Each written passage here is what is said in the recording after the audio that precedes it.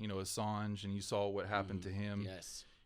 And the character assassination of anybody who doesn't agree, for example, with a selective narrative, which is always what I call it. And that's what it is people have, I call it also confirmation bias. So you read an article online and, obviously Google, analytics tells you, basically, every time you open up Google, you do a search, all the news articles that will pop up are always going to be things that you usually agree with.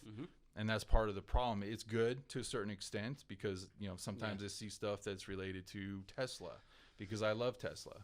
But the main problem, I think, is that everybody's become so far left and so far right that, we're not talking anymore. And it's becoming to the point to where it's almost getting violent. Do you think social media and Google and all of that sped up that process? See, we have always obviously had confirmation bias. That's the way the brain works. But of course, yeah. It's like on drugs. Do you think the social media and the internet sped it up? Yeah. Yeah, made it more out of control than it's ever been. There's been a lot of studies. I don't know these off the top of my head, but I remember I would post them on Facebook, and there was a lot of studies that would show, especially when it comes to empathy. We don't have empathy for another person's point of view anymore. And a lot of that is because of the fact that we're not directly having to talk to them like we are talking right now. It makes it so that we're not able to connect and have normal conversations anymore or have any kind of reasoning. And you can be completely wrong online and just keep talking until somebody blocks you, but that's the thing is there's no repercussions to, cussing somebody out or, threatening violence, necessarily. And because they know that they don't have to deal with that, face to face or have any kind of physical confrontation. You're behind a screen. You're protected. I think the side effects are starting to sink in now because as social media didn't really become super popular until just, the last, say, maybe 2005, 2006, I think is when everybody was really starting to get on the Facebook. I remember 2006, I was signed on a college account, and I was only able to sign on Facebook because I was in college. It was shortly after that, anyone can get on. They open up. So, and eventually, even, my parents, I remember, eventually came over, but, it was like I was trying to give people a warning, and I was like screaming at the top of my lungs, like, hey, just be careful, this is what's going to happen in the future with social media, and there's going to be a lot of negative things and there's going to be positive. You're the Ted Kaczynski of your time. Exactly. He would have had a heart attack, or he probably is having a heart attack seeing this, because he was having all those issues in the 90s. My Lord. Yeah, no, and he had a good point with what you were just saying. If it's going to speed up, we're not ready for this. This was you heard of Sam Harris? Neuroscientist. He's a public speaker, but he said something great that I don't want to butcher, so I'm not even going to attempt to paraphrase, but it's something to the effect of we were all assigned to a research study that no one signed off for, and basically we basically came in contact with this behemoth of a system that our brains were not nearly evolved for and not nearly ready for, and now we're just seeing the outcome. And I think they're going to, if we move in the right direction and we stop this train in its tracks, I think we're going to look back 50 years from now and think, what the fuck were we thinking? What the hell were we doing? You got to keep in mind, too, I mean, it's not like the internet's going anywhere anytime soon. So, every generation that grows up from this point on is going to be growing up with some sort of electronic device constantly on us. And what's that going to do in the future? It seems like it's getting worse. What are worse. the side effects and repercussions for this long term? That's the big question that remains to be answered. Have you thought at all into what can be done to slow down that? I mean, I don't even know if there's even a good suggestion out there. Well, I think that's where, what's going on with, mainstream media. I think that's where that comes into effect. They because exacerbate everything. Yeah. I remember, I'm only 40 years old, but, I grew up in the Silicon Valley in California.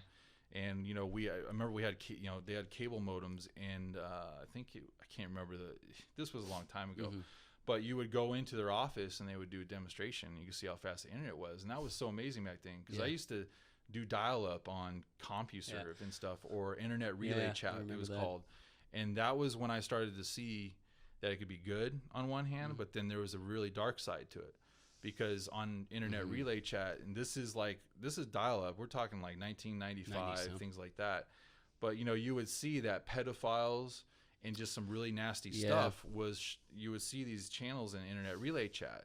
And so I started to see way ahead of anybody else the dark side and the negative aspect, and then there's a positive side because I can go on there, I can get like funny sound clips, or I can get information or I can do research. Yeah. And that was the good side to it. So It's a double-edged sword, man. Not to state the obvious, yes, but it is. Yeah. I try to use it to follow my favorite authors or follow my favorite people that are doing their research studies, and the information you can. An average 10-year-old can be smarter than any 60-year-old genius 100 years ago. It's insane the information we can have. In terms of the information they have to their disposal. Yeah, they can be smarter than any genius in the past, but Yeah. But yeah, like you said, I don't think the majority of us are using it in a capacity that it serves our well-being. It's I'll try to make it like kind of summary of what I've seen the internet turn into. It used to be very raw and uncensored.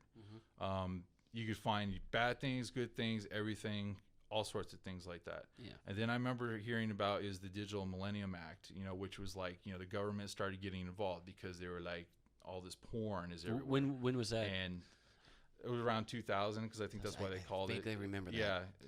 Correct me if I'm wrong later, but I mean, I think that's why I call it Digital Millennium Act. Okay. If I remember, but I remember if you go to certain websites, obviously now I think this was like in YouTube or not YouTube, but Yahoo, because this was before Google was big.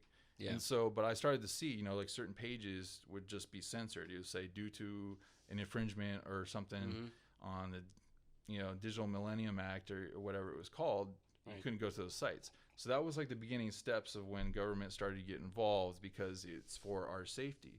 Now it's evolving even more to where they're literally like, we're taking these big companies, and Google, obviously was awesome. I remember using when they first came out. Yeah. And it was very easy to use. Everybody was getting Gmail accounts. Everybody used to have old email accounts.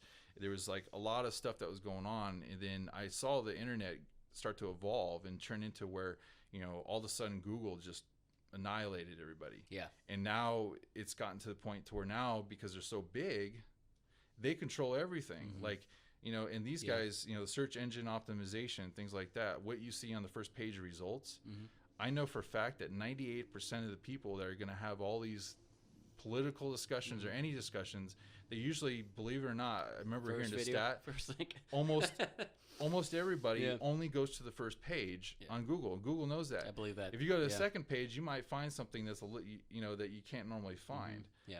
And now I use a internet browser, or not an internet browser, but a search engine called DuckDuckGo, because it's not censored. Because Google now, obviously, if it doesn't fit, something that might fit their narrative, or if they say, oh, it's fake news, who's to determine what's fake news anymore, right? Because that's so confusing, trying to figure that out. And then you can get into the fact checker sites, and then it turns out the fact checker sites are also owned by the same people. So it's almost like it's the same concept as committing a crime and then investigating your own crime. I was so bummed when I heard that. Yeah, to me, it sounded the best thing ever. I was like, fact check, perfect. And then I saw that, and I'm like, that was the most disappointing thing. Like when I learned there was no Santa Claus. It's evolved into something to where it's like they dictate so much of it that all that raw information now, it's like they're trying to tell us this is what you need to see. This is safe for you. You shouldn't see this because this is radical or this is bad. Well, the problem is like we should still, I believe, be able to have that First Amendment and the Constitution is there for a reason. Absolutely. Even if it's horrible stuff, unless you're actually coming out and saying kill people, do this. That's the line better be pretty out there. Yeah, to start censoring. Now it's gotten to the point to where it's getting pretty blatant, the censorship, and that's a really really dark road and dark path to start traveling down to, is when you start censoring. Now you're politicizing everything. It's a right wing view or it's a left wing view. It is. And